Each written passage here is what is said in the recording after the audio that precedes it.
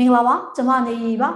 TVB ရုပ်မြင်သံကြားရဲ့နောက်ဆုံးအချိန်ထိစူးစီးရရှိထားတဲ့သတင်းတွေကိုတင်ဆက်ပေးမှာပါရှမ်းပြည်နယ်မြောက်ပိုင်းသိန်းနီမြို့နယ်ကြာရန်နဲ့ခံကြပရွာနီးမှာစစ်ကောင်စီတပ်နဲ့ MNDAA ကိုဗန်တပ်တို့အောက်တိုဘာလ22ရက်နေ့ကဖြစ်ပွားခဲ့တဲ့တိုက်ပွဲအတွင်းစစ်ကောင်စီတပ်ရဲ့လက်နက်နဲ့ခရမ်းတချို့ကိုချက်မှန်သိမ်းဆည်းရမိခဲ့တယ်လို့ကိုကန့်သတင်းဌာနကထုတ်ပြန်ပါတယ်အောက်တိုဘာလ16ရက်နေ့ကနေ18ရက်နေ့ထိဖြစ်ပွားခဲ့တဲ့မုံကိုဖောင်းဆောင်ဒေသကတိုက်ပွဲအတွင်းမှာလည်းထိုးစစ်ဆင်လာတဲ့စစ်ကောင်စီရဲ့တေဆုံးစစ်တီအလောင်း20နဲ့လက်နက်ခဲယမ်းအများပြားကို MNDAA ကိုဗန်တပ်ကသိမ်းဆည်းရမိတာတွေရှိခဲ့ပါတယ်။ဇူလိုင်လကစတင်လို့ MNDAA လှုပ်ရှားနယ်မြေအတွင်းကိုအင်အားအလုံးရင်သုံးပြီးထိုးစစ်ဆင်နေတဲ့စစ်ကောင်စီတပ်တွေဟာတရင်မှုဒုတရင်မှုအပါအဝင်အရာရှိစစ်တီအများပြားတေဆုံးဒဏ်ရာရတာတွေရှိနေတာပါစစ်အာဏာသိမ်းပြီးနောက်ပိုင်းရှမ်းပြည်နယ်မြောက်ပိုင်းအတွင်းကလာရှိုးမြို့နယ်သိန်းနီမြို့နယ်ကွတ်ခိုင်မြို့နယ်မူဆယ်105မိုင်ကျူကုတ်ပန်ဆိုင်မုံကိုနဲ့ဖောင်းဆောင်ဒေသတွေမှာ MNDAA ကိုကန့်တပ်တွေနဲ့စစ်ကောင်စီတပ်တွေကြားတိုက်ပွဲတွေပြင်းပြင်းထန်ထန်ဖြစ်ပွားနေပါတယ်။အဂရိမှု၄ခုအတွက်တယ်လိုထွက်ဆိုချက်ရှေ့နောက်မညီဘူးလို့နိုင်ငံတော်တိုင်ပင်ခံပုဂ္ဂိုလ်ဒေါ်ဆန်းစုကြည်ကရှေ့နေဖွဲ့ကိုအသိပေးပြောဆိုခဲ့ပါတယ်။ဒီသတင်းကိုတုတချန်တာကပေးပို့ထားပါတယ်ရှင်နိုင်ငံတော်တိုင်ပင်ခံပုဂ္ဂိုလ်ဒေါအောင်ဆန်းစုကြည်ဒေါက်တာမျိုးအောင်နဲ့ဦးရဲမင်းဦးတို့သုံးဦးကိုစစ်ကောင်စီကမန္တလေးတိုင်းတရားလွှတ်တော်မှာဆွဲခဲ့တဲ့အဂရိအမှု၄ခုကိုနေပြည်တော်မှာအောက်တိုဘာ22ရက်နေ့ကဆက်လက်စစ်ဆေးခဲ့ပါတယ်။အဂရိအမှု၄ခုစလုံးကိုဦးရဲထက်တယောက်ထဲကတရားလိုအဖြစ်ဆွဲထားတာဖြစ်ပြီးအောက်တိုဘာ22ရက်နေ့ရုံးချိန်မှာဦးရဲထက်ကိုနိုင်ငံခေါင်းဆောင်တွေရဲ့ရှေ့နေအဖွဲ့ကအပြန်အလှန်မေးခွန်းတွေမေးခဲ့ပါတယ်။ဦးရဲထက်ဟာအဂရိလိုက်စာမှုတိုက်ဖျက်ရေးကော်မရှင်အဖွဲ့ဝင်တယောက်ဖြစ်ပြီးတရားခွင်မှာထွက်ဆိုချက်တွေဟာရှင်းနောက်မညီဘူးလို့ဒေါအောင်ဆန်းစုကြည်ကရှင်းနေအဖွဲ့ကိုအသိပေးပြောဆိုခဲ့ပါတယ်။ဦးကျော်စိန်ကိုပေါ်ပြောလိုက်တာဗျ။ဒါပေမဲ့ကျွန်တော်တစ်ဆင့်ကြားဆိုတော့ကျွန်တော်ကြားတာတော့ဒီတရားလိုရဲ့ထွက်ချက်ကတရားလိုကရှေ့မှာကျွန်တော်တို့မေးရှေ့မှာတော့ဆမ်းမလာညုံမေးတယ်ကျွန်တော်မေးတယ်နောက်ပြီးတော့ဦးကျော်စိန်တွေနောက်ဆုံးမေးတယ်ဦးကျော်စိန်မေးတဲ့အခါမှာရှေ့ကထွက်ချက်တွေနဲ့နောက်ကထွက်ချက်တွေကတချို့ဟာတွေကနည်းနည်းလေးကွဲလွဲတဲ့သဘောမျိုးတွေဖြစ်နေတယ်ဗျ။အဲ့ဒါကိုအန်ဒီကပြောတာလို့ကျွန်တော်သိတယ်ပေါ့နော်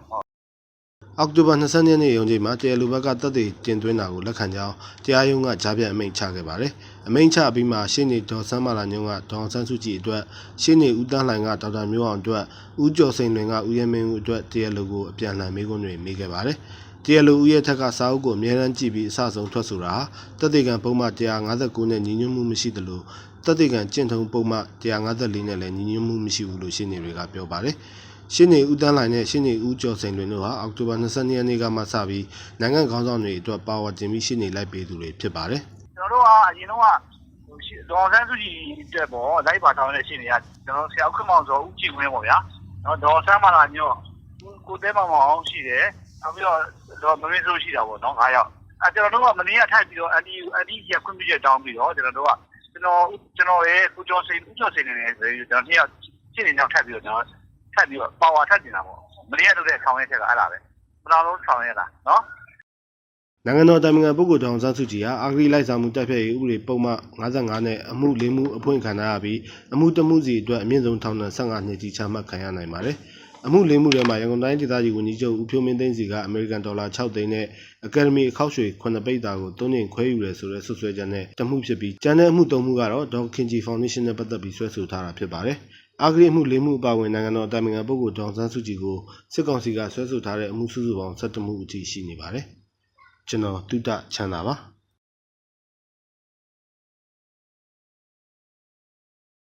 ါမြန်မာနိုင်ငံမှာမတရားအာဏာသိမ်းကာလ8လခွဲကျော်အကြာစစ်တပ်ကအကြမ်းဖက်ပစ်ခတ်တပ်ဖြတ်မှုကြောင့်အပြစ်မဲ့ကြဆုံးပြည်သူပေါင်း1186ယောက်ထိရှိလာခဲ့ပြီလို့နိုင်ငံရေးအကျဉ်းသားများကူညီဆောင်ရှောက်ရေးအသင်း AAPP ကထုတ်ပြန်ပါတယ်။ဒီစည်းရင်းထဲမှာစစ်တပ်ကနေမှာတပ်ဖြတ်သွားတဲ့တနင်္လာရီတိုင်းဒေသကြီးရေဖြူမြို့နယ်ဝက်ချောင်းကျွော်ကအသက်80ကျော်ရွယ်ဦးကြည်သိန်းစကိုင်းတိုင်းဒေသကြီးအရာတော်မြို့နယ်တော်လရေးအင်အားစု AI အဖွဲ့ဝင်ကိုသမိုင်းနဲ့ကိုဘဟင်းတို့ပါဝင်တာပါ AAPP ရဲ့စည်းရင်းဟာဖေဖော်ဝါရီလ1ရက်ကနေအောက်တိုဘာလ22ရက်ထိကောက်ယူမှတ်တမ်းပြုစုထားတာဖြစ်ပြီးအမှန်တကယ်ကြဆုံးသူတွေဟာကြီးကြပ်ပေါ်နိုင်တယ်လို့ဖော်ပြထားပါတယ်။အခုတိုင်းဒေသကြီးပြည်မြို့အခြေဆိုင်မုံမြစ်တာနာရေးကူညီမှုအသင်းရဲ့ဒုက္ကဋ္ဌဖြစ်သူကပြဆရာကိုမျိုးငိမ့်စောသူ့ရဲ့မိတ်ဆွေကိုသက်ကြီးနဲ့ကိုဝင်းစောတို့ဟာလည်းအောက်တိုဘာလ21ရက်နေ့ကဖမ်းဆီးခံခဲ့ရကြောင်းသိရှိရပါတယ် မြို့တော်လိုင်းကာလအတွင်းပြည်သူ9151ယောက်ဖမ်းဆီးခံခဲ့ရက9036ယောက်ကတော့လက်ရှိချုံနှောင်ခံထားရဆဲဖြစ်ပါတယ်။ဒီအပိုင်းအကျဉ်းထောင်တွေကနေလွှတ်ပေးပြီးမှပြန်ဖမ်းခံရတဲ့နိုင်ငံရေးအကျဉ်းသား100ကျော်ရှိတယ်လို့ AAPP ကသတင်းထုတ်ပြန်ထားပါတယ်ရှင်။အကျဉ်းထောင်ကလွှတ်ပေးပြီးပြန်ဖမ်းခံရတဲ့နိုင်ငံရေးအကျဉ်းသား100ကျော်လာတာကြောင့်နေအိမ်မှာပြန်မနေရဲပဲတိမ်းရှောင်နေကြရတယ်လို့အကျဉ်းထောင်ကလွတ်မြောက်လာသူတွေကပြောပါတယ်။ထက်အောင်ကသတင်းပေးပို့ထားတာပါ။စစ်တပ်ကဖေဖော်ဝါရီ10ရက်နေ့မှာအာဏာသိမ်းခဲ့ပြီးသူတို့ကိုစန့်ကျင်နေတဲ့ပြည်သူထောင်ပေါင်းများစွာကိုလည်းဖမ်းဆီးထောင်ချခဲ့တာပါ။ပြီးခဲ့တဲ့အောက်တိုဘာ18ရက်နေ့မှာတော့စစ်ကောင်စီကအကျဉ်းသား1300ကျော်ကိုခံဝန်နဲ့ပြန်လွှတ်ပေးခဲ့ပြီးတရားစွဲသူခံရသူ4300ကျော်နဲ့ Social Influencer တချို့ကိုအမှုပိတ်သိမ်းပေးခဲ့ပါတယ်။ဒါပေမဲ့လည်းစစ်ကောင်စီကပြန်လွတ်လာသူတွေကတချို့ကိုထောင်ပို့ရတယ်တခြားပုံမှန်တွေတက်ပြီးဖမ်းဆီးတာနေကိုပြန်ပြီးမှထပ်မံဖမ်းဆီးတာတွေကိုလှုပ်ဆောင်နေတာဖြစ်ပြီးပြန်ဖမ်းခံရသူ130ထိရှိလာနေပြီလို့နိုင်ငံရေးအကျဉ်းသားများကုညီဆောင်ရှောက်ရေးအသင်း AAPP ကသတင်းထုတ်ပြန်ထားပါတယ်။အဲ့ဒီရေအတွက်ကအတည်ပြုလို့ရတဲ့ရေအတွက်ဖြစ်ပြီးဒီထက်လည်းပိုများနိုင်တယ်လို့ဆိုပါတယ်။ဒါအပြင်စစ်ကောင်စီကနိုင်ငံရေးအကျဉ်းသားတချို့ရဲ့နေအိမ်တွေကိုလာရောက်ရှာဖွေတာတွေလည်းရှိနေတာကြောင့်ပြန်လည်လွတ်မြောက်လာသူတွေဟာနေအိမ်တွေကိုမပြန်ရဲပဲထွက်ပြေးတိမ်းရှောင်နေကြရပါတယ်။ခုလက်ရှိကလည်းအိမ်မှာမဟုတ်ဘူးဆိုတော့အဲ့အတွက်တော့တိတ်ခက်ခဲတော့မရှိပါဘူးဒါပေမဲ့နောက်ကမိသားစုတွေအနေနဲ့ကတော့ဘယ်ပြောမလဲကျွန်တော်တို့ခုလိုဖန်ခံရတယ်ပြီးတော့ပြန်လွတ်လာတယ်ပြီးတော့လွတ်တဲ့လူတွေပေါ်မှာလည်းခုလိုပြန်ဖမ်းနေတာတွေရှိတယ်ဆိုတော့မိသားစုတွေအနေနဲ့ကတော့စိုးရိမ်ကြောင့်မှုတွေရှိပါလိမ့်မယ်ဟုတ်အကျဉ်းထောင်တွေကပြန်မထွက်လာခင်မှာမိဘရင်ဝင်မှာပြန်နေဖို့ထောင်အာဏာပိုင်တွေကဩဝါဒတွေပြောကြားခဲ့ကြပေမဲ့လက်တွေ့အခြေအနေမှာတော့နေအိမ်တွေမှာအေးအေးဆေးဆေးပြန်နေဖို့ဆိုတာမဖြစ်နိုင်တာကြောင့်လုံခြုံတဲ့နေရာကိုတင်းရှောင်နေကြရတယ်လို့မကွေးဆန္ဒပြပွဲဦးဆောင်သူတို့ကပြောပါတယ်။တညတော့တားရဲ့မအေးရဲ့ဆိုပြီးတော့ကျွန်တော်တို့ချင်းချင်းနာနာစကားပြောဖို့အချိန်ကိုကျွန်တော်တို့ကမရှိခဲ့ဘူး။ဆိုတော့ပြောရစီမင်းတို့ငါတို့ကမနေခိုင်းလို့လားလို့ရှိတယ်။ဒါပေမဲ့အကိုကုန်းတာကပြောသွားတယ်လို့ပဲအမျိုးစုံသောသတင်းစကားတွေနဲ့ပဂရိမြေပြင်အခြေအနေကြီးကကျွန်တော်တို့လည်းကျွန်တော်တို့ရဲ့လုံခြုံရေးအရာကျွန်တော်တို့မနေနိုင်ဘူး။အဲ့တော့ကျွန်တော်တို့မိဘရင်ခွင်တွေကိုပြန်လွှတ်လိုက်ပါတယ်လို့ထောင်အထွက်မှာသူတို့ကဩဝါဒကထာတွေမို့ကြားခဲ့တော့လည်းပဲကျွန်တော်တို့မိဘရင်ခွင်တွေကိုရောက်နိုင်တယ်။ထောင်ချနေတော့မှာရုပ်ပိုင်းဆိုင်ရာနှိပ်စက်မှုတွေမခံခဲ့ရပေမဲ့စိတ်ပိုင်းဆိုင်ရာနှိပ်စက်မှုတွေမျိုးစုံရင်ဆိုင်ခဲ့ရတယ်လို့ထောင်ချတဲ့8လနီးပါးကာလတခြားတိုက်ပိတ်ခံခဲ့ရတယ်လို့လည်းကိုချစ်ဝင်းမောင်ကပြောဆိုပါတယ်လက်ရှိစစ်ကောင်စီကအရင်စစ်စိုးရလက်ထက်ကတော့မလုပ်ခဲ့တဲ့နိုင်ငံရေးကျင်းသားတွေကိုအလုတ်ကျန်းစီခိုင်းတာတွေကိုလည်းလှုပ်ဆောင်ခဲ့တယ်လို့ပြန်လည်လွတ်မြောက်လာသူတချို့ကပြောဆိုကြပါတယ်ကျွန်တော်ထပ်အောင်ပါမြမခသတင်းဌာနသတင်းတောက်ဖြစ်လောက်ကန်ခဲ့သူကိုမျိုးမင်းထွန်းကိုစစ်ကောင်စီတပ်သားတွေကနေအိမ်မှာမနေ့ညနေပိုင်းကလာရောက်ဖမ်းဆီးသွားတယ်လို့သူနဲ့နှိဆက်သူတွေကပြောပါတယ်အကြီးတန်းသတင်းတောက်ဖြစ်လောက်ကန်ခဲ့သူကိုမျိုးမင်းထွန်းကိုARတိုင်းပသိမ်မြို့အမှတ်2ရပ်ကွက်ကသူ့ရဲ့နေအိမ်မှာစစ်တပ်နဲ့ရဲတပ်သား30ကျော်လောက်ကလာရောက်ဖမ်းဆီးသွားတာလို့နှိဆက်သူတွေကပြောပါတယ်ဘယ်ကိုဖမ်းခေါ်သွားတာလဲတော့မသိပဲပိသားစုဝင်တွေလည်းပယ်လိုက်ရမလဲမသိဖြစ်ကအခုတော့ရဲစခန်းကိုလိုက်မင်းနေတယ်လို့နှိဆက်သူတူက DVB ကိုပြောပါတယ်ပသိမ်မြို့မှာစစ်တပ်အာဏာသိမ်းပြီးနောက်ပိုင်းဖမ်းဆီးခံရတဲ့ပြည်သူ100ကျော်ထိရှိလာနေပြီးအဲ့ဒီထဲမှာသတင်းတောက်3ယောက်လည်းပါဝင်နေပြီဖြစ်ပါတယ်တောင်မြို့အမှတ်22ရပ်ကွက်ကပောင်းရွာဦးတစ်လန်းနဲ့နှစ်လန်းကြားမှာဖြစ်ပွားခဲ့တဲ့ပောက်ကွဲမှုကြောင့်ဖမ်းဆီးခံရသူ2ဦးကိုတောင်ကူမြို့ကတာဖကစစ်ကြောရေးမှာစစ်ဆေးနေချိန်သေဆုံးသွားတယ်လို့သိရပါတယ်။အောက်တိုဘာလ19ရက်မနက်7:00နာရီဝန်းကျင်ကဖြစ်ပွားတဲ့ပောက်ကွဲမှုနဲ့ပတ်သက်ပြီးကိုရစ်ချက်ဆိုးနဲ့ကိုဝေဖြိုးသူတို့2ဦးကိုစစ်ကောင်စီကဖမ်းဆီးသွားတာပါ။ကိုဝေဖြိုးသူကအဖမ်းခံရပြီးတဲ့နောက်စေယုံတက်ကုသမှုခံယူခဲ့ပေမဲ့အောက်တိုဘာလ21ရက်မှာတော့တောင်တပခစစ်ကြောရေးမှာသေဆုံးသွားတယ်လို့သူနဲ့နှိဆက်သူကပြောပါတယ်။အောက်တိုဘာလ22ရက်နေ့မှာကိုရစ်ချက်ဆိုလဲတောင်တပခစစ်ကြောရေးမှာပဲထပ်မံသေဆုံးသွားတယ်လို့သိရပါတယ်။တောင်မြို့မှာဖမ်းဆီးခံရပြီးနောက်သေဆုံးမှုဖြစ်စဉ်ဟာအခုတစ်ချိန်ပထမဆုံးဖြစ်ပြီးသေဆုံးသူတွေရဲ့ရုပ်အလောင်းကိုပြန်မရသေးဘူးလို့လည်းမိသားစုနဲ့နှိဆက်သူတွေကပြောပါတယ်။တောင်မြို့မှာအောက်တိုဘာလ18ရက်နေ့ကဒလန်လို့နာမည်ကြီးနေတဲ့ကြံခိုင်ရေးပါတီဥက္ကဋ္ဌအသက်ခံလိုက်ရပြီးတဲ့နောက်လုံခြုံရေးစစ်ဆေးမှုတွေပုံမှန်တင်းကျပ်လာတယ်လို့မြို့ကန်တွေကပြောပါတယ်ရှင်။မကွေးတိုင်းစောမြို့နယ်ကြောက်ထုမြို့နယ်မြေရဲစခန်းကပြည်သူရင်ဝင်ခိုလုံပြီးတော့စီရီယံပြုတ်လုံလာတဲ့ရဲတပ်သားတယောက်ကိုအောက်တိုဘာလ23ရက်နေ့မှာလွတ်မြောက်နယ်မြေကိုပို့ဆောင်ပေးခဲ့တယ်လို့ YDF စောကြောက်ထုတပ်ဖွဲ့ကထုတ်ပြန်ထားပါတယ်။ ကြောက်ထုမြို့နယ်မြေစခန်းကကိုပိုင်အမှတ်လမြင်းဆောင်2634843ရဲတပ်သားကောင်းထက်ကျော်ဟာ YDF စောကြောက်ထုကနေတစ်စစ်အောက်တိုဘာ23ရက်နေ့မှာလွတ်မြောက်နေမြေကိုရောက်အောင်ပို့ဆောင်ပေးခဲ့တယ်လို့ဆိုပါတယ်နောက်မှာလေ YDF စောကြောက်ထုကနေတစ်စစ်စစ်လက်နဲ့ပစ္စည်းအပြည့်အစုံနဲ့ပြည်သူရင်ဝင်ကိုခိုလုံလာတဲ့ CDM စစ်သားနဲ့ရဲတပ်ဖွဲ့ဝင်တွေကိုထိုက်တန်တဲ့စုချင်းဝေးပေးအပ်ပြီးတော့လွတ်မြောက်နေပြီဒါမှမဟုတ်ပြည်ပနိုင်ငံကိုပို့ဆောင်ပေးမယ်လို့ဖော်ပြထားပါတယ်အကြံဖက်စေအုပ်စုအာဏာသိမ်းပြီးနောက်ပိုင်း CDM ပြုတ်လုပ်ပြီးတော့ပြည်သူရင်ဝင်ခိုလုံလာတဲ့စစ်သားနဲ့ရဲတပ်ဖွဲ့ဝင်ထောင်နဲ့ချီရှိနေပြီးတော့ကယားပြည်နယ်နဲ့ချင်းပြည်နယ်တွေမှာပြည်သူရဲတပ်ဖွဲ့ထပ်မံဖွဲ့စည်းထားတယ်လို့သက်ဆိုင်ရာကာကွယ်ရေးအဖွဲ့တွေကထုတ်ပြန်ထားပါတယ်စစ်ကောင်စီကပြန်လွတ်ပေးတဲ့အထက်မှာဖန်စီခံနာမည်ကျော်အမှုပညာရှင်တွေပါဝင်လာတာမရှိသေးသလိုအကျိုးအကြောင်းအချက်လက်တွေကိုလည်းစုံစမ်းလို့မရသေးဘူးလို့ရှင်းနေအတိုင်းကပြောပါတယ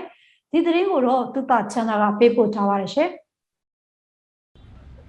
စစ်ကောင်စီကတော်လှန်ရေးမှာပါဝင်တဲ့အကျဉ်းသား9000ကျော်ကိုပြန်လွှတ်ပေးမယ်လို့အောက်တိုဘာ17ရက်နေ့မှာကြေညာချက်ထုတ်ပြန်ပြီးလွှတ်ပေးတဲ့လုပ်ငန်းတွေဆောင်ရွက်ခဲ့တာပါလက်တွေ့မှာတော့ပြန်လွတ်လာတဲ့နိုင်ငံရေးအကျဉ်းသား1000ကျော်လောက်ပဲရှိခဲ့တယ်လို့လေ့လာသူတွေကခန့်မှန်းနေကြပြီးအပြင်ရောက်ပြီးမှပြန်ဖမ်းခံရသူ100ကျော်အထိရှိခဲ့ပါတယ်တရုတ်ဆောင်လူမင်းပြည်တီဦးအင်နာကျော်စင်ရဲတိုက်ပိုင်းတကွန်အစိုးရပူပူတို့အပါအဝင်အမှုပညာရှင်တွေကိုပြန်လွှတ်ပေးမယ်ဆိုတဲ့သတင်းတွေထွက်ပေါ်ခဲ့ပေမဲ့လက်တွေ့မှာပြန်မလွတ်လာသလိုအကျိုးအကြောင်းကိုလည်းစုံစမ်းလို့မရသေးဘူးလို့ရှင်းနေအတိုင်းဝိုင်းကပြောပါတယ်အကျဉ်းထောင်ဘက်ကလည်းမေးလို့မရရဲကိုမေးပါတော့ရဲမေးတော့လည်းရဲကအင်းအကျဉ်းထောင်မှာရှိတယ်ဆိုပြီးချားလဲနေလို့ဒီလိုတို့တတိမောင်လည်းမလို့ဒီကုလူမင်းလည်းမလို့ပြပါအောင်နော်ဟိုကရင်းလာဆရာတွေကိုကြားသိအောင်မြင်လို့မတ်တူတာတို့သူလည်းမပါရဘူးတော့အဲ့4320ထဲမှာပါတဲ့လူတိုင်းလည်းမလို့ဘူးလေသူကနောက်ထပ်ပြီးတော့ဒီတရားစွဲဖို့အမှုလည်းကြံရှိနေတယ်ပေါ့သူအမှုကြီးဆောင်နေတဲ့မစွဲတရားမစွဲရသေးဘူးတို့တော့ဟိုတရားစွဲဖို့အစီအစဉ်ရှိတဲ့လူတွေဆိုရင်လည်းမပါဘူးလေနောက်ဒီတရားစွဲဖို့အစီအစဉ်သတင်းကြဖွင့်နေဟိုနေမီကဒီမှာရဲစခန်းတွေကနေမှဒေါ်ရမတ်ချက်ပေါ့ခိုင်းရဲကြဖွင့်မှုတွေဒေါ်ရမတ်ချက်မှာကပ်ွက်ရမရှိဘူးလို့ဆိုမှပြောတာသူကဒီလိုလွတ်လိုက်ခြင်းကြောင့်နောက်ထပ်ပြဿနာတစ်စုံတရာရှိလို့သူ့ကိုလွတ်တာဟိုကန့်ကွက်တယ်ဆိုတဲ့ဒေါ်ရမတ်ချက်ပြင်းနေမလို့ဘူးလို့ပြောတယ်အောက်တိုဘာ22ရက်နေ့အထိအင်းစိန်ထောင်ကနေအကျဉ်းသားတွေကိုနည်းနည်းချင်းစီပြန်လွှတ်ပေးတာတွေရှိနေပြီးစစ်ကောင်စီရဲ့ဆောင်ရွက်ချက်ဟာအကျဉ်းဦးစီးမှတ်တမ်းမှာမရှိတဲ့ဆောင်ရွက်ချက်မျိုးဖြစ်တယ်လို့ရှင်းနေတယောက်ကပြောပါတယ်။ဒီရင်တော့ကနိုင်ငံတော်လွတ်ငြိမ်းချမ်းသာခွင့်ထုတ်ပြန်ပြီး2ရက်အတွင်းမှာအကျဉ်းသားတွေကိုအကုန်လွှတ်ပေးတာဖြစ်ပြီးအခုကတော့အောက်တိုဘာ18ရက်နေ့ကနေ22ရက်နေ့အထိ9ရက်ကြာတာတောင်လွှတ်ပေးတဲ့လုပ်ငန်းတွေမပြီးပြတ်သေးပါဘူး။အကျဉ်း37ပေါ်မှာဟိုတခုခုပေါ့တုံ့ရမှုတစ်ခုကိုညှော်လင့်ပြီးတော့အရေးပေါ်ဆောင်ရွက်လိုက်ရတဲ့အတွက်ဒါတို့တော့ညွန်မဲနဲ့အာဆီယံရလာကပေါ်မလာတဲ့အခါမှာပြန်ပြီးဒီဖန်စီတာတို့လွတ်မယ်ဆိုတဲ့စင်းရလူတွေမလွတ်ဘူးဆိုတဲ့နောက်ဆက်တွဲပြဿနာတွေဟိုပေါ်လာတဲ့သဘောလို့မြင်ပါတယ်စစ်ကောင်စီကအကျဉ်းထောင်တွေကိုတိုက်ရိုက်ထိန်းချုပ်နေတာဖြစ်ပြီးအကျဉ်းထောင်တွေထဲမှာတရားရုံးတွေဖွင့်ပြီးမတရားဖမ်းဆီးခံရတဲ့ပြည်သူတွေကိုစိတ်ကြိုက်ချဲလဲစီရင်နေတာဖြစ်ပါတယ်။ပြန်လွတ်လာတဲ့သူတွေရဲ့ပြောဆိုချက်တွေအရစစ်ကြောရေးတွေမှာရိုင်းနှိမ့်ဆက်တာတိုက်ပိတ်တာလူခွင့်ရေးချိုးဖောက်တာတွေကိုစစ်ကောင်စီကကျူးလွန်နေတယ်လို့သိရပါတယ်။ကျွန်တော်တုတချမ်းသာပါ COVID-19 တက်ရောက်မှုကြောင့်ထိခိုက်မှုရှိနေတဲ့ရုပ်ရှင်ဂီတသပင်စာနယ်ဇင်းနဲ့မီဒီယာတွေကို COVID-19 ရန်ပုံငွေကထုတ်ချေးမဲ့ချင်းငွေလျှောက်ထားနိုင်တယ်လို့စစ်ကောင်စီကထုတ်ပြန်ပါတယ်။ဗန်နာရေးဆိုင်ရာအကူအညီပေးနိုင်ရေးအတွက် COVID-19 ရန်ပုံငွေကနေငွေကျပ်15ဘီလီယံထုတ်ချေးသွားမှာဖြစ်ပြီးအတိုးနှုန်း100%နဲ့ချင်းငွေကာလတစ်နှစ်သတ်မှတ်ကချေးယူခွင့်ပြုမယ်လို့ဆိုပါတယ်စစ်ကောင်စီကရုပ်ရှင်ဂီတသပင်စာနယ်ဇင်းမီဒီယာတွေကိုဝေထုတ်ချေးပေးမယ်လို့တစ်ဖက်မှာမလုံးပေးနေပြီးတခြားတစ်ဖက်မှာလည်းရုပ်ရှင်နဲ့ဂီတနယ်ပယ်ကနာမည်ကျော်သရုပ်ဆောင်တွေကိုဖမ်းဆီးအကျဉ်းချထားပါတယ်မကွေးတိုင်းတောင်တွင်းကြီးမြို့ကမြမစီးပွားရေးဘဏ်မှာပင်စင်စားဝန်ထမ်းတွေပင်စင်လစာထုတ်ယူရမှာအဆောင်စစ်သားတွေကိုလက်ငွေပေးနေရတယ်လို့ပင်စင်စားဝန်ထမ်းတွေစီကသိရပါတယ်တိုကင်စောစောထက်ချင်းရင်အဆောင်စစ်သားကို2000 3000ပေးရပြီးမပေးရင်တော့နောက်ကျမှထက်ရကလူပြည့်သွားရင်နောက်ရက်ထက်ချင်းတယ်လို့ပင်စင်စားတယောက်ကပြောပါတယ်တောင်တွင်းကြီးစီးပွားရေးဘဏ်ကနေပင်စင်စားတွေကိုလစဉ်21ရက်ကနေ28ရက်နေ့ထိပင်စင်လစာထုတ်ပေးပြီးတနေ့ကိုပင်စင်စား900ကျော်ထုတ်ပေးနေရတယ်လို့သိရပါတယ်ဒီဖြစ်စဉ်နဲ့ပတ်သက်လို့တောင်တွင်းကြီးမြို့မြမစီးပွားရေးဘဏ်ကိုဆက်သွယ်မေးမြန်းခဲ့ပေမဲ့အဲ့ဒီကိစ္စကိုမသိဘူးလို့ပြန်လည်ဖြေကြားခဲ့ပါတယ် တောင်ရင်းကြီးမြို့မြန်မာစီးပွားရေးဘဏ်ကိုပြီးခဲ့တဲ့မေလ23ရက်နေ့ကဗိဒနိုးနယ်မြေပြည်သူ့ကာကွယ်ရေးတပ်မတော်ကလက်ပစ်ဗုံးနဲ့ပစ်ခတ်တိုက်ခိုက်ခံရပြီးအဆောင်စစ်သားတချို့တရားရရှိခဲ့ကနားနေဆောင်အဆောက်အဦအနေငယ်ထိခိုက်ပျက်စီးသွားတယ်လို့ဒေသခံတွေစီကသိရပါတယ်ရှင်အာနာသိန်းစစ်ကောင်စီရဲ့ဗဟိုဘဏ်ကနေပြန်မြောက်ငွေလဲနှုန်း1800ကျပ်နဲ့အမေရိကန်ဒေါ်လာတန်း30ကိုအောက်တိုဘာလ22ရက်နေ့ကရောင်းချလိုက်ပါတယ်။ဒါဟာအောက်တိုဘာလအတွင်းမှာဒုတိယအကြိမ်မြောက်ထုတ်ရောင်းတာဖြစ်ပြီးအောက်တိုဘာ18ရက်နေ့တုန်းကလည်းဒေါ်လာတန်း50ကိုစံချိန်တင်ရောင်းချခဲ့သေးတာမို့စစ်အာဏာသိမ်းပြီးချိန်ကနေအခုအချိန်ထိအောက်တိုဘာလထဲမှာဒေါ်လာတန်း80ထိအများဆုံးရောင်းချထားတာပါ။အရင်လတွေမှာဒေါ်လာထုတ်ရောင်းမှုအကြိမ်ကို15သန်းလောက်သာရှိခဲ့ပေမဲ့အခုအောက်တိုဘာလအတွင်းထုတ်ရောင်းခဲ့တဲ့နှစ်ကြိမ်လုံးမှာပမာဏအနေနဲ့ပိုများနေတာကြောင့်အောက်တိုဘာလမှာအမေရိကန်ဒေါ်လာရောင်းချမှုအများဆုံးဖြစ်လာတာပါစစ်အာဏာသိမ်းပြီးကလေးကအမေရိကန်ဒေါ်လာစုစုပေါင်း264.8 သန်းမြန်မာငွေတန်ဖိုးကျပ်452.6 ဘီလီယံထိထုတ်ရောင်းခဲ့ပြီးလည်းဖြစ်ပါတယ်မန္တလေးမြို့အစစ်မြစ်ဈေးကျော်တော်နဲ့တိုက်တန်းကြီးဈေးမန်းမြန်မာပလာဇာရတနာဘုံဈေးဝယ်စင်တာစတာတွေကိုပြန်ဖွင့်ဖို့စစ်ကောင်စီကလုပ်နေတယ်လို့ဈေးသူဈေးသားတချို့စီကနေသိရပါတယ်။ဒီကနေ့အောက်တိုဘာလ23ရက်နေ့ကစပြီးဖွင့်ဖို့စစ်ကောင်စီလက်အောက်ခံစီပင်သားရဈေးဌာနကဈေးကော်မတီတွေကိုအကြောင်းချထားတာလို့ဆိုပါတယ်။ဈေးသူဈေးသားတွေကိုတရားဝင်အကြောင်းကြားတာမျိုးမရှိဘဲစိုင်းဖွင့်သူအနှဲငယ်ရှိတယ်လို့ဈေးတဲ့တူကပြောပါတယ်။ဒါပြင်ဈေးချိုတော်ဝင်းကျင်မှာအရက်ဝက်လက်နက်ကိုင်တွေယူနီဖောင်းဝက်လက်နက်ကိုင်တွေအများအပြားချထားတယ်လို့သိရပါတယ်။မန္တလေးဈေးချိုတော်နဲ့တိုက်တန်းကြီးဈေးမန်းမြန်မာပလာဇာရတနာဘုံဈေးဝယ်စင်တာတို့ကိုကောင်စီကမတ်လတတိယပတ်လောက်မှာပြန်ဖွင့်ဖို့လုပ်ခဲ့ပေမဲ့မအောင်မြင်ခဲ့ပါဘူး။ဒီလိုမအောင်မြင်တဲ့အတွက်ဆိုင်ကန်းမဖွင့်တဲ့သူတွေကိုဆိုင်ကန်းယာယီပိတ်သိမ်းတာတွေလုပ်မယ်ဆိုပြီးချင်းချုပ်ကထပ်မံဖွင့်ခိုင်းခဲ့တာပါ။အဲဒီနောက် COVID-19 တတိယလှိုင်းမှာထပ်မံပိတ်လိုက်ရပြီးအခုတခါပြန်ဖွင့်ဖို့စစ်ကောင်စီကလုပ်နေတာဖြစ်ပါတယ်ရှင်။ကချင်ပြည်နယ်ကမ်ပိုင်တီမြို့မှာ COVID-19 ရောဂါကိုအကြောင်းပြပြီးတရုတ်နိုင်ငံကမြန်မာနိုင်ငံအတွင်းကျူးကျော်ကနေဆက်ခြံစည်းကိုခတ်ခဲ့ပါတယ်။ဇူလိုင်လကုန်ပိုင်းကစပြီး COVID-19 ကိုအကြောင်းပြကျူးကျော်ခြံစည်းကိုခတ်ခဲ့တဲ့အတွက်ကမ်ပိုင်တီနေဆက်ဂိတ်မြန်မာဘက်ကအော်ဂိုလာတရက်နေ့မှာကန်ကွက်စာပို့ချပေမဲ့အခုအချိန်ထိအကြောင်းပြန်စာမရောက်သေးဘူးလို့ဒေသခံတွေကပြောပါတယ်။ကမ်ပိုင်တီမြို့ကန်တွေဟာသက်ဆိုင်ရာဌာနတွေကိုခြံစည်းရိုးကိစ္စအကြောင်းကြားထားပြီးဌာနဆိုင်ရာတွေအနေနဲ့လည်းအော်ဂိုလာတရက်နေ့ကတရုတ်နိုင်ငံဘက်ကိုစာတင်ထားပေမဲ့3လကြာမြင့်တဲ့အချိန်ထိအကြောင်းပြန်စာမရောက်သေးဘူးလို့ဌာနဆိုင်ရာနဲ့နှိစက်သူတူကပြောပါတယ်။တရုတ်နိုင်ငံဘက်ကခတ်လိုက်တဲ့ခြံစည်းရိုးဟာနေစားအမှတ်တိုင်းအမှတ်4ကနေအမှတ်3ဘက်ခြမ်းအထိပေ900ခန့်ရှည်လျားပြီးပေ20ခန့်အမြင့်ရှိတဲ့အုတ်တိုင်းတန်တိုင်းတွေပေါ်မှာဗလိတ်ဓာအပါတန်စူးကြိုးခွေပတ်ထားတဲ့ခြံစည်းရိုးပဲဖြစ်ပါတယ်။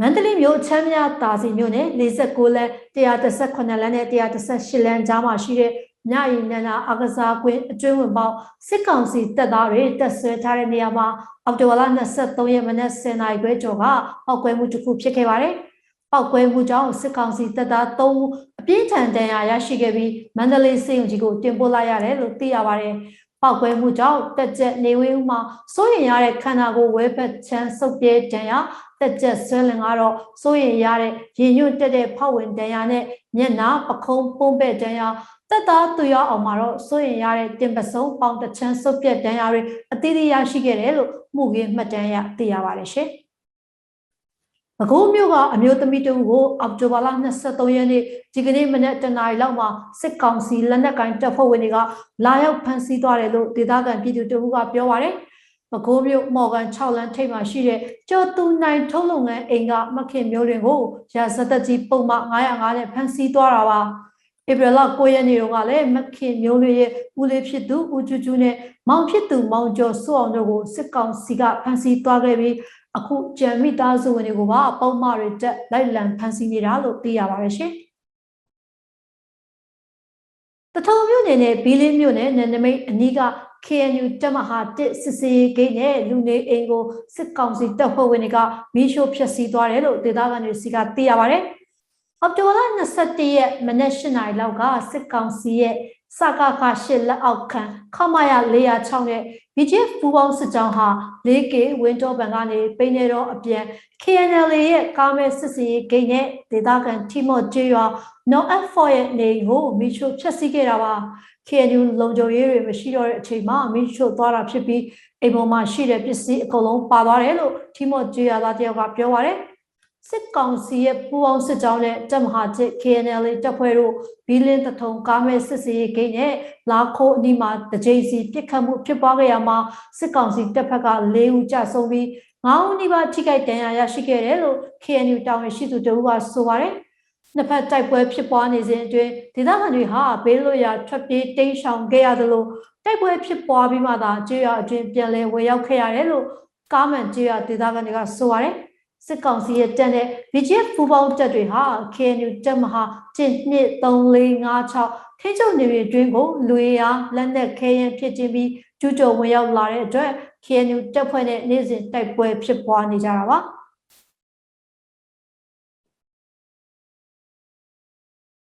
2020ပါတီစုံထွေထွေရွေးကောက်ပွဲမှာအသက်အငယ်ဆုံးလွှတ်တော်ကိုယ်စားလှယ်ဖြစ်တဲ့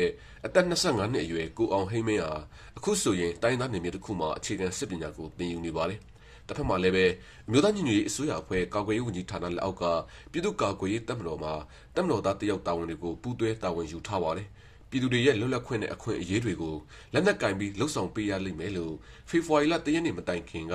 ကိုအောင်ဟိမင်းစဉ်းစားထားတာမရှိပါဘူး။ပြည်သူတွေရဲ့လိုအပ်ချက်တွေအခွင့်အရေးတွေကိုလွှတ်တော်ကနေတဆင့်တင်ပြတောင်းဆိုပြီးလိုအပ်ချက်တွေကိုလှုပ်ဆောင်ဖို့ပဲတွေးခဲ့တာလို့ဆိုပါတယ်။ရည်ရွယ်ချက်တွေကတော့မပြောင်းလဲသွားဘူးပေါ့နော်။ကျွန်တော်တို့ရဲ့ပုံစံကတော့ပြောင်းရင်ပြောင်းလဲသွားလိမ့်မယ်ပေါ့။ဆိုတော့အဓိကကတော့ကျွန်တော်တို့လှုပ်ရှားရှိတာဆက်လုပ်နေရမှာပါပဲ။အရင်ကဒီနိုင်ငံရေးဓမ္မတယောက်နဲ့အနေနဲ့လှုပ်ရတဲ့ပုံစံနဲ့အခုလိုဘယ်လိုပြောမလဲတော်လိုင်းကာလမှာလှုပ်ရတဲ့ပုံစံနဲ့ကတော့ကွာခြားသွားပါလိမ့်မယ်။အရင်ကတော့ကျွန်တော်တို့လှုပ်ဆောင်သမျှတွေအားလုံးကိုဒီလူထုတိအောင်ချပြလို့ရတယ်လှုပ်ရှားလို့ရတယ်ပေါ့နော်ပေါ်ထင်လှုပ်ရှားလို့ရတယ်ပေါ့အခုကတော့အားလုံးကိုချပြလို့လည်းမရတယ်လို့ပေါ်ထင်လည်းသွားလာလှုပ်ရှားလို့မရဘူးပေါ့နော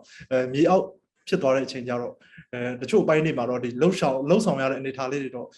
ကွာဟသွားတာလေးတွေကွဲလဲသွားတာလေးတွေတော့ရှိတာပေါ့ဒါပေမဲ့ရည်ရွယ်ချက်ကတော့ထားရှိတဲ့လူထုပေါ်မှာစိတ်ထားတော့အရင်ကအတိုင်းပါပဲဟုတ်ကဲ့စစ်တပ်ကနိုင်ငံတော်အာဏာကိုသိမ်းယူခဲ့တဲ့နေ့ကကိုအောင်ဟိမင်းဟာကချင်ပြည်နယ်ဖားကန့်မြို့နယ်ပြည်သူ့လွှတ်တော်ကိုယ်စားလှယ်တယောက်အနေနဲ့လွှတ်တော်တက်ရောက်ဖို့အတွက်နေပြည်တော်ကိုရောက်ရှိနေခြင်းဖြစ်ပါတယ်။အာဏာသိမ်းမယ်ဆိုတဲ့သတင်းစကားတွေကိုပြည်သူတွေနေသူကိုအောင်ဟိမင်းတို့လည်းကြားသိနေရပေမဲ့အာဏာသိမ်းလိုက်တဲ့နေ့မှာတော့မြန်မာနိုင်ငံဟာစုရုပ်ပျက်စီးပြီးကြာဆုံးနိုင်ငံဖြစ်တော့မယ်လို့ခန်းစားလိုက်ရကြောင်းကိုအောင်ဟိမင်းကပြောဆိုပါတယ်။ဒီနိုင်ငံကတော့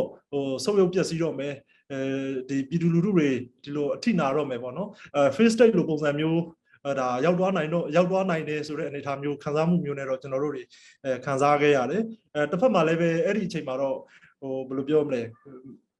ဆုံးဖြတ်ချက်ကိုဘယ်လိုပြောမလဲဗျာမန်ကန်တဲ့ဆုံးဖြတ်ချက်ပြောရမလားကောင်းမွန်တော့မချနိုင်သေးဘူးပေါ့နော်နည်းနည်းတော့ထူပူသွားတာပေါ့ဘာတွေဆက်လုပ်ရမလဲဆိုတော့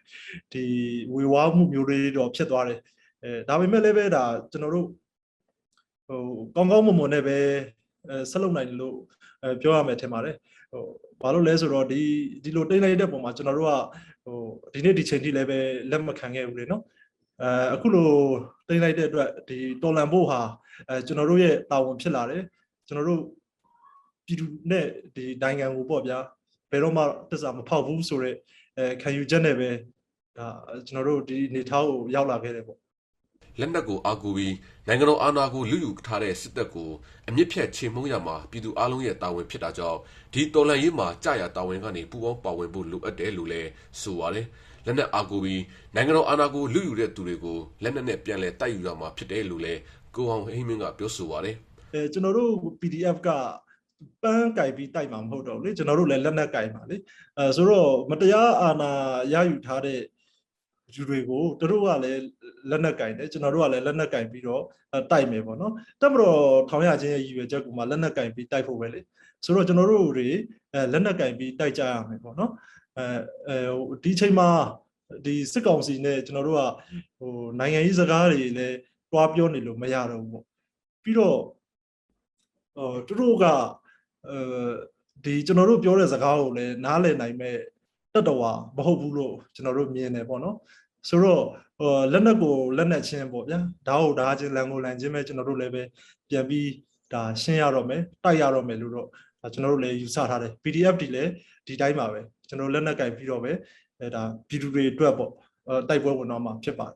ဆီယနာသိမ့်မှုကိုလက်တင်မခံကြတဲ့ပြည်သူတွေကဒီမိုကရေစီရဲ့အနှစ်သာရအရငြိမ်းချမ်းစွာဆန္ဒပြတောင်းဆိုခဲ့ကြပေမဲ့အာဏာသိမ်းစစ်ကောင်စီကအကြမ်းဖက်ဖြိုခွဲဖမ်းဆီးတပ်ဖြတ်မှုတွေလှုပ်ဆောင်တဲ့အခါမှာပြည်သူတွေဟာလက်နက်ကင်ပြန်တော်လှန်ရမယ်ဆိုတဲ့အတွေးပေါ်ပေါက်လာခဲ့ကြပါတယ်အခုတော့ဆီယနာရှင်လက်အောက်မှာမနေကျင်တဲ့လူငယ်တွေအများစုဟာတိုင်းရင်းသားတော်လှန်ရေးလက်နက်ကင်အဖွဲ့တွေထဲမှာစစ်ပညာကိုသင်ယူရင်းအာဏာသိမ်းစစ်တပ်ကိုပြန်လည်တိုက်ထုတ်ဖို့လှုပ်ဆောင်နေကြပါတယ်ကျွန်တော်အောင်သူပါခင်ဗျာ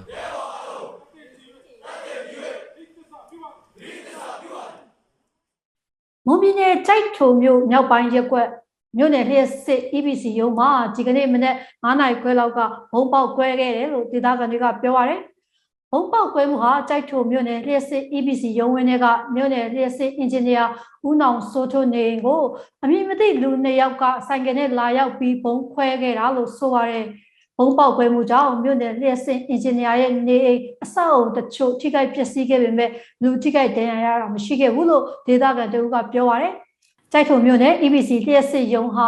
စက်တင်ဘာလတုန်းကလည်းဘုံပေါက်ကွဲမှုဖြစ်ပေါ်ခဲ့ပြီးတအားခွဲရုံကစက်ပစ္စည်းတချို့ထိခိုက်ပျက်စီးထားတာပါ။တိုက်ထုံမြို့နယ် EBC လျှက်စစ်ရုံးဘုံပေါက်ကွဲမှုဖြစ်ပြီးနောက်ဒီကနေ့မနက်ပိုင်းကစပြီးစစ်ကောင်စီတပ်ဖွဲ့တွေဟာမြို့ပေါ်ရက်ကွက်နေရာအများစုမှာပိတ်ဆို့ရှာဖွေစစ်ဆေးတာတွေဇက်တိုက်လုပ်နေတယ်လို့ဒေသခံတွေကပြောပါတယ်။ကရင်ပြည်နယ်မှာတရက်အတွင်းတိုက်ပွဲ4 ကြိမ်ဖြစ်ပွားခဲ့ပြီးမိုင်းဆွဲတိုက်ခိုက်မှုကြောင့်စစ်ကောင်စီတပ်သား30ဝန်းကျင်သေဆုံးခဲ့တယ်လို့ကရင်ပြည်အမျိုးသားကာကွယ်ရေးတပ်တာဝန်ရှိသူတို့ကပြောပါတယ်။ချက်အောင်ကသတင်းပေးပို့ထားတာပါရှင်။ကင်းနီပြည်နယ်မှာကင်းနီတပ်မတော် KA ကင်းနီမျိုးသားကာကွယ်ရေးတပ် KNDF ပူးပေါင်းတပ်ဖွဲ့နဲ့စစ်ကောင်စီတို့ကြားတိုက်ပွဲတွေဟာနေ့စဉ်လိုရှိနေတာပါအော်တိုဝါ21ရက်နေ့မှာတော့ဘော်လခဲမြို့နယ်နန်းဖဲကြီးရွာနီးမှာတစ်ကြိမ်ကျိုးပင်ကုန်းကြီးရွာနီးမှာတစ်ကြိမ်ဖရူဆိုမြို့နယ်ထားလဲကြီးရွာနီးမှာတစ်ကြိမ်စုစုပေါင်း3ကြိမ်ဖြစ်ပွားခဲ့ပြီးကင်းနီပူးပေါင်းတပ်ဖွဲ့ဘက်ကမိုင်းဆွဲတိုက်ခိုက်မှုကြောင့်စစ်ကား3စီးပျက်စီးပြီးစစ်ကောင်စီဘက်က28ဦးသေဆုံးကဒဏ်ရာရရှိသူအများပြားရှိတယ်လို့ KNDF တာဝန်ရှိသူတို့က DVB ကိုပြောပါတယ်ဒါအပြင်လွိုင်ကော်တက္ကသိုလ်နီးမှာလည်းဘုံပေါက်ကွဲမှုကြောင့်စစ်ကောင်စီတပ်ဖွဲ့ဝင်2ဦးသေဆုံးတယ်လို့ KNDF နဲ့ဒေသခံတွေကတည်ပြုပါတယ်။၄ ကြိမ်ဖြစ်တယ်တဲ့ကျွန်တော်တို့ဒီနန်းဖဲရွာအဝင်မှာတစ်ခေါက်ဖြစ်တယ်အဲ့ဒီချိန်တော့ထိခိုက်မှုမရှိဘူးနောက်တစ်ခေါက်ကတော့ကျွန်တော်တို့ဒီပင်ကုန်းဆွဲနေရာလေးမှာထပ်ဖြစ်တယ်အဲ့တော့မိုင်းဆွဲတိုက်ခိုက်ခံရတော့စစ်ကားက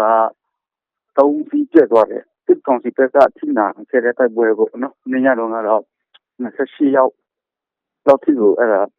တည်တဲ့ဟာကျွန်တော်တို့တည်ပြုနိုင်တယ်စစ်ကောင်စီဘက်ကအထိနာခဲ့တာကြောင့်လက်နက်ကြီးနဲ့ရန်တမ်းပစ်ခတ်မှုတွေကိုညပိုင်းထိလှုံ့ဆော်ခဲ့တယ်လို့ဆိုပါတယ်လက်ရှိမှာတော့စစ်ကောင်စီစစ်ကြောင်းတစ်ခုဟ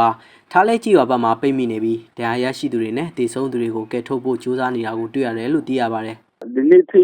ထားလဲမှာပဲစစ်ကောင်စီကအပြင်ကိုထွက်နိုင်တဲ့အခြေအနေမျိုးတွေရှိတယ်တန်ရာရတဲ့သူတွေကတည်တဲ့သူတွေကပြန်ထုတ်ဖို့ကြိုးစားနေတဲ့အရေးအရာကိုတွေ့ရတယ်ဒါစစ်ကောင်စီဘက်ကဒီမှုအခြေအနေပါဗျဒါကျွန်တော်တို့နောက်ဆုံးသိရတဲ့အခြေအနေပဲဟုတ်ခုရက်ပိုင်းတွင်မှာလည်းစစ်ကောင်စီဘက်ကရိတ်ခဖြည့်တင်းတာတွေကိုစက်တိုက်လှုပ်ဆောင်နေပြီးပွင့်လင်းရာသီမှာထိုးစစ်ဆင်နိုင်မှုပြင်ဆင်နေတယ်လို့ KNDF ဘက်ကပြောဆိုထားပါတယ်။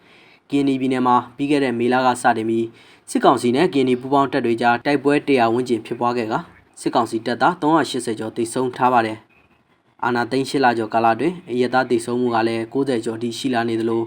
KND ပူးပေါင်းတပ်ဖွဲ့ဝင်30ဝန်းကျင်လည်းကြာဆုံးထားပါတယ်။စစ်ကောင်စီကအပြည့်9လကျင်းညာထားပေမဲ့သူတို့ကိုခုခံတွန်းလှန်မှုတွေပြင်းပြင်းထန်ထန်လုပ်နေတယ်။တိုင်းသားတော်လှန်ရေးလက်နက်ကိုင်အဖွဲ့တွေရှိနေတဲ့ဒေသတွေနဲ့ PDF အကောင့်တဲ့ဒေသတွေကိုစစ်အင်အားလက်နက်အင်အားဖြစ်နေပြီးထိုးစစ်ဆင်နေပါတယ်။ကျွန်တော်ထပ်အောင်ပါစကိုင်းတိုင်းရွှေဘိုခရိုင်ခေဦးမြို့နယ်အင်ဘတ်ကျွော်ကိုအော်တိုဘာလ22ရက်နေ့မနက်ပိုင်းကစစ်တပ်နဲ့ပြူစောတိအင်အား40လောက်ဝင်ရောက်စီးနင်းပစ်ခတ်ခဲ့လို့ဒေသခံ PDF တအုပ်ကြဆုံးသွားကပအိုးရွာကအပြစ်မဲ့ပြည်သူ3ဦးကြဆုံးသွားတယ်လို့သိရပါတယ်။စစ်ကောင်စီကပြစ်တက်သွားတဲ့မောင်ချစ်စမ်းမောင်ဟောဖိုးသားအသက်28နှစ်ရဲ့အလောင်းကိုဒီကနေ့မနက်မှရွာတောင်ပိုင်းတောထဲကပြန်တွေ့ခဲ့တာဖြစ်ပြီးတကြိုပေးဖို့ရွာသူရွာသားတွေအားလုံးစီစဉ်နေကြတယ်လို့ဆိုပါတယ်။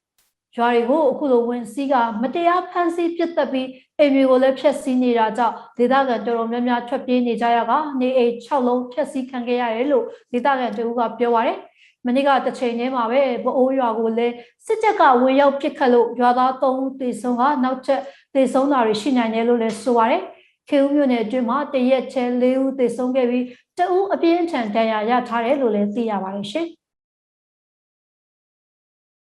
်အခုတိုင်းဒေသကြီးရွှေကျင်မြို့နယ်ကတောင်သူတွေကိုစစ်ကောင်စီကနေကြတွေစိုက်ကြဖို့ဖိအားပေးခိုင်းနေတယ်လို့ဒေသခံတောင်သူတွေကပြောပါတယ်ရွှေကျင်မြို့တောင်ဘက်ချမ်းကကျွော်တွေအပြင်တောင်လေကျွော်နဲ့အနောက်ဘက်ကျွော်တွေက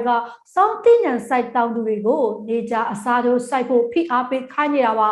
ါဒီနေ့စောင်းတိနံတွေအစားနေကြစိုက်ကြဖို့စစ်ကောင်စီကအတင်းအဓမ္မဖိအားပေးခိုင်းနေတာဖြစ်ပြီးမြို့နယ်ရုံးမှာနေကြမျိုးစေ့တွေကိုလာရောက်ထုတ်ယူဖို့ခိုင်းနေတယ်လို့တောင်သူတို့ကပြောပါတယ်။နေကြမျိုးစေ့လာရောက်ထုတ်ယူဖို့မြို့နယ်ရုံးကိုခေါ်ထားတာကြောင့်တချို့တောင်သူတွေကကြောက်လန့်ပြီးသွားယူနေကြရတယ်လို့မယူဘဲတင်းခံနေကြတဲ့တောင်သူတွေလည်းရှိတယ်လို့ဆိုပါတယ်။ကိုလေရတဲ့အခုလိုအတင်းဖိအားပေးစိုက်ခိုင်းတာဟာတောင်သူတွေအပေါ်နိုင်ကျင့်တာဖြစ်တယ်လို့တောင်သူတို့ကပြောပါတယ်။ရွှေကျင်မြို့ဟာစစ်တောင်းမြို့ဝန်ဒေသဖြစ်တာကြောင့်မြေပဲတခွာဖရဲနဲ့စောင်းတိနံတွေကိုသာအဓိကထားစိုက်ပျိုးကြတာဖြစ်ပြီးနေကြစိုက်ပျိုးတဲ့အလေးထားနေပါကြတဲ့ဒေသတစ်ခုလည်းဖြစ်ပါတယ်ရှင်။မွန်ပြည်နယ်ရေးမြို့အစင်စံပြကျွော်မှာအောက်တိုဘာလ22ရက်နေ့ညနေပိုင်းကလောင်းကစားကြက်ဝိုင်းတဝိုင်းကိုစစ်ကောင်စီတပ်တွေဝင်ရောက်ဖမ်းဆီးခဲ့ပြီးလူ8ယောက်ကိုဖမ်းသွားကစိုင်းကဲအစီး30ကျော်သိမ်းခံခဲ့ရတယ်လို့မျက်မြင်တွေ့ခဲ့ရသူတယောက်ကပြောပါတယ်။ရေးမြို့မှာလောင်းကစားကြက်ဝိုင်းတွေကနေ့စဉ်ရှိနေပြီးပုံမှန်လူဦးရေ90ကနေ100ကြားရှိတယ်လို့သိရပါတယ်။လောင်းကစားကြက်ဝိုင်းတွေအပြင်ဖဲဝိုင်းတွေပါရှိနေပြီးအရင်ရက်တွေကဖဲဝိုင်းတစ်ခုကိုစစ်ကောင်စီတပ်တွေဝင်ရောက်ဖမ်းဆီးခဲ့ကသိမ်းခံထားရတဲ့ဆိုင်ကယ်တွေကိုငွေပေးညှိနှိုင်းပြီးပြန်ထုတ်ခဲ့ရတယ်လို့လည်းသိရပါတယ်။ရေးမြို့မှာစစ်ကောင်စီတပ်တွေကညဘက်တွေမှာအဲဇင်လိုက်စစ်ပြီးအိမ်နောက်စုစီအောင်မရှိတဲ့သူတွေကိုတစ်လ1000ကျပ်တောင်းနေတယ်လို့လည်းသိရပါတယ်ရှင်။မွန်ပြည်နယ်ရေးမြို့တိရိခေမရက်ကွက်ဓမ္မပီယကျောင်းမှာတီထားကိုယ်ွယ်ထားတဲ့ဖျားစေတီရဲ့စိတ်ဖူးတော်ခိုးယူမှုဖြစ်ပွားခဲ့ပြီးဖျားထီတော်မှာလည်းပြိုကျပျက်စီးသွားခဲ့တယ်လို့ဒေသခံတွေကပြောပါတယ်။အောက်တိုဘာလ22ရက်နေ့ည9:00နာရီလောက်ညမထွက်ရအမိန့်ကြောင့်ဘသူမှနေအပြင်ဘက်မထွက်ရဲကြတဲ့အချိန်ဖျားစိတ်ဖူးတော်နဲ့ထီတော်တစ်ခုလုံးကိုကျိုးနဲ့ဆွဲချခိုးယူသွားခဲ့တာလို့ဒေသခံတဦးကပြောပါတယ်။စစ်တပ်ကအာဏာသိမ်းယူပြီးစစ်ကောင်စီကနေရာဇဝတ်မှုနဲ့အကျဉ်းသားတွေကိုလွှတ်ပေးပြီးတဲ့နောက်ပိုင်းရေးမြို့နယ်အတွင်းမြို့ပေါ်ရက်ကွက်နဲ့ကျေးရွာတွေမှာတည်ထားတဲ့ဖျားစေတီအနည်းဆုံးစေတီ9စုလောက်မှာဖျားစိန်ဖူးတော်ခိုးခံခဲ့ရပြီးဒီကနေ့ထိဖျားစိန်ဖူးတော်ကိုပြန်လည်မကတ်လှူနိုင်ကြသေးဘူးလို့လည်းမြို့ကန်တို့ကပြောပါရရှင်တရုတ်နိုင်ငံကဝယ်ယူထားတဲ့ Sinopharm COVID-19 ကာကွယ်ဆေး4 သန်းပြင်စမအတုပ်အနေနဲ့ထပ်မံရောက်ရှိလာခဲ့တယ်လို့စစ်ကောင်စီကျန်းမာရေးဝန်ကြီးဌာနကအောက်တိုဘာလ20ရက်နေ့ကထုတ်ပြန်ပါတယ်ထုတ်ပြန်ချက်ထဲမှာတော့တရုတ်နိုင်ငံကနေမြန်မာအစိုးရကကာကွယ်ဆေးအကြိမ်ရေ24 သန်းစာချုပ်ချုပ်ဆိုဝယ်ယူထားခဲ့တာဖြစ်ပြီးလက်ရှိမှာတော့9တုပ်ခွဲကစုစုပေါင်းတန်း20ပို့ဆောင်ရောက်ရှိပြီးဖြစ်တယ်လို့ဆိုပါတယ်မြန်မာနိုင်ငံမှာတော့လက်ရှိအချိန်ထိယောဂကုသခံရသူပေါင်း4,900,000 ကျော်နဲ့သေဆုံးသူ18,000 ကျော်ထိရှိလာနေပြီလို့လည်းစစ်ကောင်စီကထုတ်ပြန်ထားပါတယ်။မြန်မာနိုင်ငံတဝန်းကာကွယ်ဆေးထိုးနှံပြီးသူအရေအတွက်ဟာ12 သန်းကျော်ရှိခဲ့ပြီလို့စစ်ကောင်စီကျန်းမာရေးဝန်ကြီးဌာနကထုတ်ပြန်ထားပေမဲ့ပြည်သူတွေကြားမှာတော့အကြမ်းဖက်စစ်ကောင်စီကိုမယုံကြည်ကြတာမို့ကာကွယ်ဆေးတွားရောက်ထိုးနှံသူအရေအတွက်ဟာနည်းပါးနေတယ်လို့လည်းသိရပါတယ်။အောက်တိုဘာလ26ရက်နေ့မှာပြုလုပ်မဲ့အာဆီယံထိပ်သီးအစည်းအဝေးမှာမြန်မာစစ်ကောင်ဆောင်ကိုမဖိတ်ဖို့အာဆီယံနိုင်ငံသားရေးဝန်ကြီးများအရေးပေါ်စီဝေးဆုံးဖြတ်ချက်ကိုမလိုက်နိုင်ကြောင်းသဘောဆောင်တဲ့ထုတ်ပြန်ချက်တစ်ခုကိုအာဏာသိမ်းစစ်ကောင်စီရဲ့နိုင်ငံသားရေးဝန်ကြီးဌာနကထပ်မံထုတ်ပြန်ထားပါတယ်။အဲဒီထုတ်ပြန်ချက်အရမြန်မာစစ်ကောင်ဆောင်ကိုအာဆီယံဘက်ကမဖိတ်ခေါ်ပေမဲ့အာဏာသိမ်းစစ်ကောင်စီအနေနဲ့တက်ရောက်ရမည့်အခွင့်အရေးများကိုအပြည့်အဝရပိုင်ခွင့်ရှိကြောင်းထပ်မံပြီးစောရကတက်တုံ့ပြန်ထားပါတယ်။စစ်ကောင်ဆောင်ကိုမဖိတ်ဖို့အာဆီယံဆုံးဖြတ်ချက်စထွက်တုန်းကလည်းစစ်ကောင်စီနိုင်ငံသားရေးဝန်ကြီးဌာနကနေလွန်စွာစိတ်ပြက်မိပြီးပြင်းထန်စွာကန့်ကွက်ကြောင်းကြေညာချက်ထုတ်ပြန်ခဲ့ပါသေးတယ်။ဒီအကြောင်းအရာတွေနဲ့ပတ်သက်ပြီးအမျိုးသားညီညွတ်ရေးအစိုးရရဲ့ဩစတြေးလျနိုင်ငံဆိုင်ရာကိုယ်စားလှယ်ဒေါက်တာထွန်းအောင်ရွှေကို DVB ကနေတိုက်ရိုက်ဆက်သွယ်မေးမြန်းမှာဖြစ်ပါတယ်ရှင်။ဟုတ်ကဲ့မင်္ဂလာပါရှင်ဆရာ။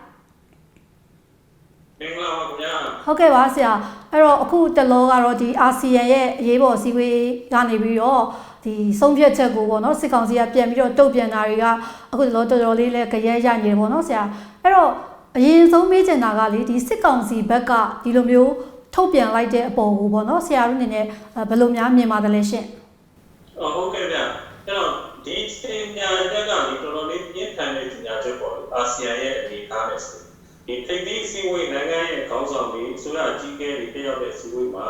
မရောက်နိုင်မဖြစ်ဘူးဆိုတာကသူတို့အတွက်တော်တော်ကိုအထိနာတော့တာပေါ့နော်နိုင်ငံရေးတိတ်ခါလေးတန်ကြတော့တာအဲ့ဒီအတွက်ကြောင့်မလို့ဒါဒီစစ်ကောင်စီရဲ့နိုင်ငံသားရေးဝန်ကြီးဌာနကဘယ်လိုတရားတော့သူတို့ကတုံ့ပြန်ရတော့မှာပေါ့နော်ဒါအချက်ကြီးလိုလည်းပါတယ်သူတို့တွေ defend လုပ်တာလည်းပါတယ်ဆိုတော့အဲ့တော့သူ့ရဲ့တုံ့ပြန်ချက်ကိုလည်းကျွန်တော်ဖတ်ကြည့်ပါတယ်ဖတ်ကြည့်တဲ့အခါကျတော့သူတို့ကတော့ဒီအာဆီယံနိုင်ငံရဲ့ဒီစီဝေးရပိတ်ကြားမဲ့ procedure မမှန်ဘူးပေါ့နော်ဆိုတာမျိုးတော့ပြီးတော့အာဆီယံ share ကသူ့လုပ်ပိုင်မှုတွေလည်းကြော်ပြီးလုပ်တယ်ဆိုတာမျိုးကိုသူတို့ကပြောတယ်ပေါ့နော်ဒါပေမဲ့တကယ်တော့အာဆီယံကဘာလို့မပိတ်ကြလဲဆိုတော့ဒါသူတို့စောစောပိုင်းမှာလည်းဒီအစည်းအဝေးတွေမှာလည်းပြောခဲ့ပြီးဒီစစ်ကောင်စီကပူးပေါင်းဆောင်ရွက်မှုတွေမရှိတဲ့အတွက်ကြောင့်မို့လို့ဒီအာဆီယံသဘောတူညီချက်၅ချက်ကိုဒါသူတို့အနေနဲ့ပြန်ပြီးတော့မှထိကြအောင်လုပ်နိုင်တဲ့အတွက်စဉ်းစားရတော့မယ်ဆိုတာမျိုးတွေဒီပေးချက်တွေလည်းအရင်ကဖတ်ပြီးသားပါအဲ့တော့ဒါကြောင့်မို့လို့သူတို့ကဒါမပိတ်တော့ဘူးတော့ပူးပေါင်းဆောင်ရွက်မှုရှိလို့မပိတ်ဘူးဆိုတာမျိုးကိုဆုံးဖြတ်လိုက်တာလေဟုတ်ကဲ့ပါဆရာဆိုတော့ဒီပေါ့နော်ဒီစစ်ကောင်စီဘက်ကရောဒီလိုမျိုးထက်ခါပေါ့ဒီအာဆီယံရဲ့ဆုံးဖြတ်ချက်ကိုတုံ့ပြန်နေတာကရောသူတို့အတွက်ဘယ်လောက်အထိသူတို့မှာဘယ်လောက်အကျက်ရိုက်သွားနိုင်တယ်လဲသူတို့ဘယ်လောက်အထိနာသွားနိုင်တယ်လဲဆရာအထိနာတော့အများကြီးဖြစ်မှာဗျတကယ်တမ်းပြောရင်တော့ဒါကအစပိုင်းပဲရှိသေးတာကျွန်တော်တို့လည်းအခုဆိုရင်ဒီ26ကနေ28ရက်နေ့မှာလုံမဲ့အာဆီယံထိပ်သီးစည်းဝေးပြီးတဲ့နောက်မှာဘာတွေဆက်ဖြစ်လာမလဲဆိုတာကိုကျွန်တော်တို့လည်းစောင့်ကြည့်နေရတာပေါ့နော်။ဘာလို့လဲဆိုတော့အခုနိုင်ငံတကာရဲ့ PR ကတိတိကျကျကိုများလာတယ်။ပထမဆုံးကုလသမဂ္ဂမှာသူတို့ရဲ့ကိုယ်စားလှယ်နေရာပေးဖို့ဒီပြင်သွင်းတာကိုကုလသမဂ္ဂကမစဉ်းစားဘူးလေ။မစဉ်းစားသေးဘူး။ဒုတိယကပြည်သစ်ပါလီမန်နဲ့ဥရောပပါလီမန်က CRPH နဲ့ UNG ကိုတိမှတ်ပြုလိုက်တယ်။နောက်ပြီးတော့အခုကုလသမဂ္ဂUS ပေါ့နော်အမေရိကန်ကလည်းမြန်မာနိုင်ငံဆိုင်ရာဥပဒေကိုသူတို့တင်သွင်းပြီးအဲဒီဥပဒေမှာအရင်အစတလာနဲ့တူတဲ့မြန်မာနိုင်ငံဆိုင်ရာပုံစံတရားကိုခန့်မယ်ဆိုတာပါတယ်အဲ့တော့အမေရိကန်အနေနဲ့ကခိတိရောက်ဒီမြန်မာအရေးမှာပါလာတော့မယ်ဆိုတဲ့ရင်းကြောင်မြင်နေရတော့နော်အခုဆိုလည်းအမေရိကန်ပုံစံကိုအကြီးကြီးကဒါဟိုမှာရှင်းအောင်ရှာမှာလည်းရောက်နေပြီးဆွေးနွေးနေပြီးသူတို့အနေနဲ့ခိတိရောက်ကြိုက်တယ်ဆိုတဲ့စကားတွေလည်းပြောပြီးသူတို့ဖြင့်စင်ကာပူမှာရှိတဲ့ဒီငွေကြေးကိစ္စတွေအစားသူတို့စဉ်းစားကြိုက်တွေ့လာတဲ့အဆင့်ကြီးရှိပြီဆိုတော့ဒီအာဆီယံကအခုဒါအစပြောရရှိတယ်ဒီဘက်ကအကြီးလာမှာဗျဟုတ်ကဲ့ပါဆရာဆိုတော့ဒီလိုမျိုးပေါ့နော်အာဆီယံကဆရာပြောသလိုပေါ့ဒီထပ်ပြီးတော့ဒီတက်တော့ကြီးလာနိုင်သေးတယ်ဒါပေမဲ့လောလောဆယ်အစပိုင်းမှာတော့မှစစ်ကောင်စီဘက်ကဒါတော်တော်လေးအထိနာနေတယ်ပေါ့နော်အားလုံးလည်းမထင်ထားဘူးဆိုတော့လေဆရာဒီလိုမျိုးစစ်ကောင်စီဘက်ကရောဘာကြောင့်လိုတုံ့ပြန်ချက်ပေါ့ဒီအာဆီယံရဲ့အစည်းအဝေးဆုံးဖြတ်ချက်ပေါ့ထက်ခါတည်းလေသူတို့တုံ့ပြန်နေရတယ်လေဆရာတို့အတွက်တော်တော်လေးလေတိတိတသာကိုတုံ့ပြန်နေတာမျိုးတွေ့ရတယ်ဆရာအဲ့ဒီပေါ်ဆရာအမြင်လေးလည်းသိကြပါရှင့်အဲ့ဒါကတော့ဒီကျွန်တော်မြင်တာနှစ်ပိုင်းပေါ့နော်တစ်ပိုင်းကတော့သူ့ကိုထောက်ခံနေတဲ့အုပ်စုတွေတော့သူ့ရဲ့စစ်တပ်အတိုင်းဝိုင်းအတွင်းမှာသူကတိတ်ခါဆယ်ရမယ့်သဘောရှိနေတယ်လေသူတို့ကစထွက်လာတဲ့ဟိုအခြေခံဥပဒေနဲ့အညီအာဏာကိုထိန်းထားတာပါဆိုတော့လုံခြံဆက်ကြီးနဲ့လုပ်ထားတာလေအဲ့ဒီအခါနဲ့သူစစ်တပ်ကိုစီရင်ထားတာပေါ့နော်သို့တော်လည်းအပြည်ဆိုင်ရာနယ်မြေမှာသူတိတ်ခါရကြတာပြီးသူ့ကိုဘူးမှပြီးမှမပြုဘူးအခုအစည်းအဝေးတော်မှာမပိတ်ဘူးဆိုတာအင်မတန်အထင်လာတဲ့အခါကျတော့သူ့လူတွေသူစစ်တပ်ဝေးပါလေတိတ်ခါဆယ်ရဲ့သဘောခံဖို့ကိုတွေတော့တာတစ်ပိုင်းတော့ဒါကသူ့အတွင်းစီးတယ်မှာပေါ့နောက်အပြင်စီးမှာလေသူ့ကိုပံ့ပိုးနေတဲ့ပြည်ဆိုင်ရာကဒီအစိုးရအဖွဲ့အစည်းတွေရှိတယ်လေနော်သူတို့နဲ့လူပူပေါင်းလုပ်ကိုင်နေတဲ့စီဝါရေးဖွဲ့စည်းမှုရှိတယ်ဒါတွေကလည်းဒီသတင်းချက်လက်တွေကိုမြင်လာတဲ့အခါမှာဒီလိုပြည်ဆိုင်ရာပြည်အားမြင်လာတော့ဒီလူတွေနဲ့အတိုင်းအတာပုံကြည့်လက်ကတွန်းရတာလားလက်တွန်းတော့မယ်ဆိုအဲ့ဒါကိုလည်းသူကတန်ပြန်ပေါ့နော်ကောင်းတာပြန်လို့ရှင်တဲ့သဘောလေးပါပါတယ်အဲ့တော့နှစ်ချက်ရှိတယ်လို့ကျွန်တော်မြင်ပါတယ်ဗျ